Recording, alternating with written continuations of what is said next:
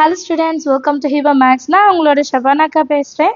இந்த வீடியோ ரொம்ப முக்கியமான வீடியோ. என்னென்னா 10th மேக்ஸ் ஹாஃப் இயர்லி எக்ஸாமோட study plan. Friday, Saturday, Sunday நீங்கள் இந்த 3 நாள் என்ன பண்ணணும் அப்படின்ட்டு இந்த வீடியோவில் இருக்கும். சரிங்களா? நான் இப்போ டைம் மாதிரிலாம் ஷெட்யூல் பண்ணி இந்த டைம்லேருந்து இதுக்குள்ளே இவ்வளோ முடிக்கணும் அப்படின்லாம் கண்டிப்பாக சொல்ல போகிறதில்ல. பட் எங்கேருந்து ஸ்டார்ட் பண்ணணும், எப்படி படிக்கணும், எப்படி இந்த எக்ஸாமை நீங்கள் சக்ஸஸ்ஃபுல்லாக அட்டென்ட் பண்ண போகிறீங்க, இதை பற்றி மட்டும்தான் இந்த வீடியோ. ஸோ வீடியோவை ஸ்கிப் பண்ணாமல் பாருங்கள். 10th மேக்ஸ் ஹாஃப் இயர்லி எக்ஸாமோட அல்டிமேட் ஸ்டடி பிளான் தான் இந்த வீடியோவில் நீங்கள் பார்க்க போகிறீங்க. கண்டிப்பாக இது உங்களுக்கு யூஸ்ஃபுல்லாக இருக்கும். அண்ட் இது வரைக்கும் நீங்கள் இருந்த மைண்ட் செட் இதை கண்டிப்பாக மாற்றும். எனக்கு தெரியும் நீங்கள் எல்லாருமே எக்ஸாமுக்கு செம்மையாக ப்ரிப்பேர் பண்ணிகிட்ருக்கீங்கன்ட்டு. ஏன்னா நிறைய இடத்துல இங்கிலீஷ் எக்ஸாம் கேன்சல் மழையினால். உங்கள் ப்ரிப்பரேஷனை இன்னும் எஃபெக்டிவாக மாற்ற வீடியோவை ஃபுல்லாக பாருங்கள். உங்களுக்கு தேவையான ஸ்டடி பிளான் அண்ட் எப்படி ஹாஃப் இயர்லி எக்ஸாமை சூப்பராக அட்டென்ட் பண்ணுறது உங்களுக்கு ஒரு ஐடியா கிடைக்கும். அதான் ஃபர்ஸ்ட் டைம் நம்ம சேனலுக்கு வரீங்கன்னா ப்ளீஸ் டூ சப்ஸ்கிரைப் பண்ணுங்கள். அண்ட் இந்த வீடியோஸ் எல்லாம் பிடிச்சிருந்தா மறக்காமல் லைக் பண்ணிவிட்டு உங்கள் ஃப்ரெண்ட்ஸுக்குன்னு தனியாக குரூப்ஸ் வச்சுருப்பீங்க இல்லையா, அதெல்லாம் ஷேர் பண்ணுங்கள். ஏன்னா நம்ம சேனலில் நிறைய வியூஸ் இருக்கா, நான் அந்தளவுக்கு லைக் இல்லை. ஸோ நிறைய லைக் பண்ணாதான் நிறைய பேருக்கு அது ரெக்கமெண்ட் ஆகும், நம்ம சேனல் நிறைய பேருக்கும் தெரிய வரும். ஸோ எனக்காக நீங்கள் ஹெல்ப் பண்ணணும்னு நினச்சிங்கன்னா இந்த ஒரு விஷயம் மட்டும் பண்ணுவீங்களா? சரிங்களா? நிறைய பேரோட பிரச்சனை என்ன அப்படின்னா, நான் நல்லா தான் ப்ரிப்பேர் பண்ணுறேன், நான் ப்ரிப்பரேஷன் சூப்பராக பண்ணுறேன், நல்லா தான் படிக்கிறேன், ஆனாலும் நான் ஏதோ மிஸ் பண்ணுறேன். ஸோ எனக்கு எக்ஸாமில் போய் மார்க் வர மாட்டேருக்கு. மற்ற எல்லா சப்ஜெக்ட்டும் படிக்கிறேன், இந்த மேக்ஸ்னால என்னன்னு தெரியல, எனக்கு மார்க்கே வர மாட்டேருக்கு, நான் ஏதோ மிஸ் பண்ணுறேன் அப்படின்னு சொல்கிறீங்கல்ல. மேக்ஸ் மட்டும்தான் என்னோட பிரச்சனை, என்ன பண்ணுறதுனே தெரியல, ஒரே கன்ஃபியூஷனாக இருக்குன்னு நினைக்கிறவங்க நான் சொல்கிற ஐடியாஸை ஃபாலோ பண்ணுங்கள். கண்டிப்பாக உங்களுக்கு அது ரொம்பவே யூஸ்ஃபுல்லாக இருக்கும். ஸோ இதெல்லாம் தான் உங்கள் பிரச்சனை, கரெக்டாக? இப்போ இதை எப்படி சால்வ் பண்ணுறதுன்னு பார்க்கலாம். ஒரு ப்ராப்ளம் என்னன்னு கண்டுபிடிச்சிட்டோம். இப்போ அது எப்படி சால்வ் பண்ணுறது நான் 1 by 1 சொல்கிறேன். எப்படி ஸ்டார்ட் பண்ணணும், எங்கே எண்ட் பண்ணணும், இது ரொம்பவே முக்கியம். ஸ்டார்ட் பண்ணுறது மட்டும் கஷ்டம் கிடையாது, ஸ்டார்ட் பண்ணதை அப்படியே கரெக்டாக நம்ம ப்ராக்டிஸ் பண்ணி எண்டு வரைக்கும் கொண்டு போகிறது தான் ரொம்ப கஷ்டம். இன்றைக்கி நான் ஒரு 4 hours படிக்க போகிறேன், 2 hours ஒன்ஸ் பிரேக்கு, இல்லை 1 hour ஒன்ஸ் பிரேக்கு, சூப்பராக பிளான் பண்ணுறேன், நான் உட்காந்துட்டு நான் படிக்க போகிறேன் அப்படின்னு நினைப்போம். அது ஒரு 2 hours கழித்து உங்கள் மைண்ட் சேஞ்ச் ஆகலாம். கொஞ்சம் ஃபோன் எடுத்துக்கிறேன், கொஞ்சம் டிவி பார்த்துக்கிறேன், ஒரு படம் ரிவ்யூ கேட்டுக்கிறேன், அப்படிலாம் இல்லாமல் ஃபஸ்ட்டு நம்ம என்ன பண்ணுவோம், நம்ம மைண்ட் செட்டை கான்சென்ட்ரேட் பண்ணணும். எந்த கன்ஃபியூஷனும் இருக்கக்கூடாது, எந்த ஸ்ட்ரெஸ்ஸும் இருக்கக்கூடாது. ஒன்லி கான்சென்ட்ரேட் மட்டும் பண்ணுங்கள். ஹாஃப் இயர்லி எக்ஸாமை பற்றி மட்டும், வேறு எதை பற்றியுமே நமக்கு கவலை வேண்டாம். ஹாஃப் இயர்லி எக்ஸாமை நான் எப்படி அட்டென்ட் பண்ண போகிறேன், எவ்வளோ படிக்க போகிறேன், என்ன பண்ண போகிறேன், இதுதான் உங்கள் மைண்ட் செட்டில் இருக்கணும். ஃபஸ்ட்டு நான் ஒரு சில இம்பார்ட்டன்ட் சாப்டர்ஸ்லாம் சொல்லிடுறேன், சரிங்களா? இப்போ நிறைய பேருக்கு எவ்வளோ சாப்டர்ஸ் நான் கவர் பண்ணால் 60+ எடுக்கலாம், 80+ எடுக்கலான்ட்டு ஒரு மைண்ட் செட் இருக்குது. நான் இப்போ தான் படிக்க ஸ்டார்ட் பண்ணுறேன், நான் எப்படி இந்த 2 நாளில் என்னால் படிச்சிட முடியுமா அப்படின்னு கேட்குறவங்களுக்கு தான் இந்த பதில், சரிங்களா? இது ரொம்பவே முக்கியம். என்னென்னா சாப்டர் 1, 2, 3, 5, 8 இந்த 5 சாப்டர் கோல்டன் சாப்டர்ஸ். இந்த 5 சாப்டர்ஸையும் நீங்கள் பார்க்கணும். 8th சாப்டரில் வெறும் ப்ராபபிலிட்டி மட்டும்தான் சொல்கிறேன், சரிங்களா? ஃபஸ்ட்டு லெசன்லேருந்து 2 5 மார்க் வரும், செகண்ட் லெசன்லேருந்து 2 5 மார்க், தேர்ட் லெசன்லேருந்து 2 5 மார்க், ஒரு சில நேரம் 3 5 மார்க் கேட்கலாம், ஒன்று கம்பல்சரி வரும். 5th லெசன்லேருந்து 2 5 மார்க், 8th லெசன் ப்ராபபிலிட்டிலேருந்து 1. So 2, 4, 6, 8, 9 5 mark. 9 5 மார்க்ஸ் நீங்கள் 1 2 3 4 5 லெசனை படித்தா மட்டும் உங்களால் அட்டென்ட் பண்ண முடியும். 45 மார்க்ஸ். இது கூட சாப்டர் 4ல் இருக்கிற 3 தியரம்ஸ் நிறைய வாட்டி சொல்லிட்டேன். Basic proportionality theorem, angle bisector theorem, Pythagoras theorem, plus exercise 4.4ல் 9th கொஸ்டின். இது பார்த்தீங்கன்னா இதுலேருந்து ஒரு 5 மார்க் வர்றதுக்கு வாய்ப்பு இருக்குது. ஸோ கம்பல்சரி ப்ராப்ளம் நம்மளுக்கு இந்த 5 லெசன்லேருந்து இந்த 5 லெசன்லேருந்து கேட்டுட்டாங்கன்னா 10 5 மார்க்ஸ் நீங்கள் அட்டென்ட் பண்ணலாம். ஒரு பேப்பரோட பாதி மார்க் உங்கள் கையில் இருக்குது, சரிங்களா? கண்டிப்பாக நீங்கள் 5 லெசனையும் படிச்சிருக்கணும், இது ரொம்ப முக்கியம். இம்பார்ட்டன்ட் சாப்டர்ஸ், சரிங்களா? அதுலேயும் இம்பார்ட்டன்ட் எக்ஸசைஸ் நான் ஸ்டடி பிளான்லலாம் கொடுத்துருக்கேன். வாட்ஸ்அப் சேனலில் ஜாயின் பண்ணுங்கள். அதில் ஆல்ரெடி யூடியூப்பில் போட்டதோட லிங்க்ஸ் எல்லாமே அங்கே இருக்கும். ஒருவேளை நீங்கள் மிஸ் பண்ணியிருந்தீங்க, இப்போ தான் ஃபர்ஸ்ட் டைம் நம்ம சேனலுக்கு வரீங்க அப்படின்னா நீங்கள் அதில் போய் ஸ்க்ரோல் பண்ணி பார்த்தீங்கன்னா உங்களுக்கு ப்ரீவியஸாக நான் அப்லோட் பண்ண எல்லாமே கிடைக்கும். 10th ஸ்டாண்டர்ட் முக்கியமாக, சரிங்களா? ஸோ வாட்ஸ்அப் சேனல் லிங்க் டிஸ்கிரிப்ஷனில் இருக்கும், நீங்கள் லிங்க்கில் ஜாயின் பண்ணிக்கோங்க. அடுத்தது 2 மார்க்ஸ். 2 மார்க்ஸும் ஃபஸ்ட்டு இந்த 5 to 6 லெசன்ஸை தரவு பண்ணுங்க. 4th லெசனில் ஆல்ரெடி நான் சொல்லிட்டேன், 2 மார்க்ஸ் வெறும் கம்மி தான், ரொம்ப கம்மி. ஒரு 10லேருந்து 15 இருக்கும்.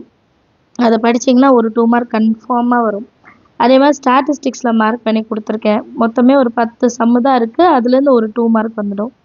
And balance first lesson, second lesson, third லெசன்லாம் 2 மார்க்ஸ் நமக்கு தெரியும். கண்டிப்பாக 2 மார்க்ஸ் அட்டன் பண்ணிடலாம். சரிங்களா? நான் 2 previous year question papers upload பண்ணியிருந்தேன். அதில் வந்து 2 மார்க்ஸ் மேலே நம்மளால் அட்டன் பண்ண முடிஞ்சுது. எல்லாமே அட்டன் பண்ண முடிஞ்சது சொல்லப்போனால். நான் சொன்ன எக்ஸசைசஸ்லாம், நான் சொன்ன எக்ஸசைசஸ் டாபிக்ஸ்லாம் நீங்கள் கவர் பண்ணியிருந்தீங்கன்னா. அதுக்கப்புறம் 1 words graph geometry. 1 words graph geometry daily பாருங்கள். ஒரு சம்மா இல்லை 2 சம். 1 வேர்ட்ஸ் வந்து புக் பேக்லேருந்து 12 1 வேர்ட்ஸ் வந்துடும்.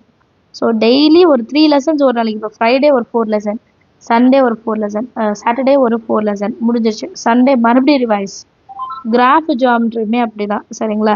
எப்போவுமே படிக்கும் போது ஈஸியான டாப்பிக்லேருந்து ஹார்ட் டாப்பிக்கு போங்க. ஏன்னா ஈஸியான சாப்டர்ஸ் முடிக்கும் போது, ஃபார் எக்ஸாம்பிள் இன்றைக்கி ஃப்ரைடே இல்லையா, இன்றைக்கி ஈவினிங்லேருந்து நீங்கள் ஸ்டார்ட் பண்ணுறீங்க அப்படின்னா chapter 1 easy, matrix easy, probability easy. 3 lesson நீங்கள் முடிச்ச மாதிரி ஆகும்.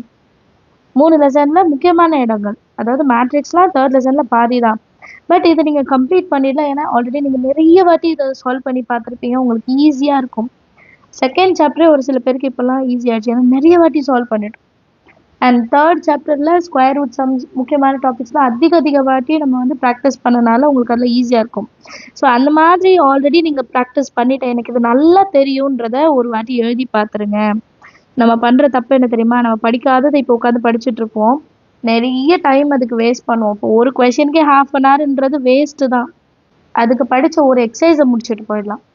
நம்ம வந்து ரிவைஸ் பண்ணிக்கிறோன்னு சொல்லி பெரிய தப்பு பண்ணிடுறோம். ஏன்னா லாஸ்ட் மினிட்ல அதை நம்ம ரிவைஸ் பண்ணும்போது நம்ம ஒரு சில நேரம் டைம் இல்லைன்னு வைங்களேன், நமக்கு வந்து அது ரிவைஸ் பண்ண முடியாமல் போகும். ஆல்ரெடி படித்த கொஷின்ஸே நம்மளால் ரிவைஸ் பண்ண முடியலைன்னா எக்ஸாமில் அந்த கொஷின்ஸ் வரும்போது நம்மளால் அட்டன் பண்ண முடியாமல் போயிடும். ஸோ அந்த தப்பை எப்போவுமே செய்யாதீங்க. ஆல்ரெடி நம்ம படித்த கொஷின்ஸ்க்குலாம் நீங்கள் ரொம்ப முக்கியம் தரணும். சரிங்களா? அடுத்தது டைமை எப்படி எஃபெக்டிவாக மேனேஜ் பண்ணணும்னு தெரிஞ்சு வச்சுக்கோங்க. இப்போ நான் மேலே சொன்ன அதே தான், ஈஸி டு ஹார்ட். சரியா? அதே மாதிரி ஒரு எக்ஸசைஸை ஒர்க் அவுட் பண்ணி பாருங்கள். ஒரு சம் 2 சம் அப்படி பண்ணாதீங்க. ஏன்னா இப்போ நம்ம ஹாஃப் இயர்லி ஃபுல் போர்ஷன்ஸ் எழுத போகிறோம். ஒரு எக்ஸசைஸை நான் வந்து 1 hour முடிக்கிறேன். 1 hour மேக்ஸிமம், இல்லைன்னா 1.5 an hour எக்ஸ்ட்ரா எடுத்துக்கோங்க. எஃபெக்டிவாக யூஸ் பண்ணுங்கள். ஒரு நிமிஷம் கூட நம்ம வேஸ்ட் பண்ணக்கூடாது. 1 hour நான் வந்து ப்ராக்டிஸ் பண்ணலாம், இல்லை ஒரு 2 hours நான் ப்ராக்டிஸ் பண்ணேன்னா நீங்கள் 15 minutes பிரேக் எடுத்துக்கோங்க. அதுக்கப்புறம் திருப்பி ஃப்ரெஷ் ஆகிட்டு வந்துடணும், மறுபடியும் படிக்கிறதுக்கு வந்துடணும். Back to work. சரிங்களா? திருப்பி நம்ம டைம் ரொம்ப யூஸ்ஃபுல்லாக நம்ம யூட்டிலைஸ் பண்ணணும். அடுத்தது ஹார்ட் சாப்டர்ஸை குட்டி போர்ஷன்ஸாக மாற்றிக்கோங்க. ஃபார் எக்ஸாம்பிள் நிறைய பேருக்கு 7th சாப்டர் 6th சாப்டர் கஷ்டமாக இருக்குது. ஸோ அதுக்கு என்ன பண்ணணும்னா, ஃபஸ்ட்டு 7th சாப்டரில் 7.12 ஈஸி தான், அதை ஃபஸ்ட்டு கம்ப்ளீட் பண்ணுங்கள்.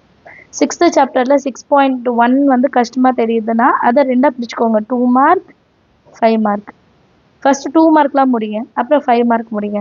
5 மார்க் முடிக்கலனாலும் பரவாயில்ல, 2 மார்க் அட்லீஸ்ட் முடிங்க. 7th சாப்டரில் உங்களுக்கு வந்து சிலிண்டர் மட்டும் நல்லா தெரியுதா ஃபார்முலா, முதல்ல அதை சால்வ் பண்ணி பாருங்கள்.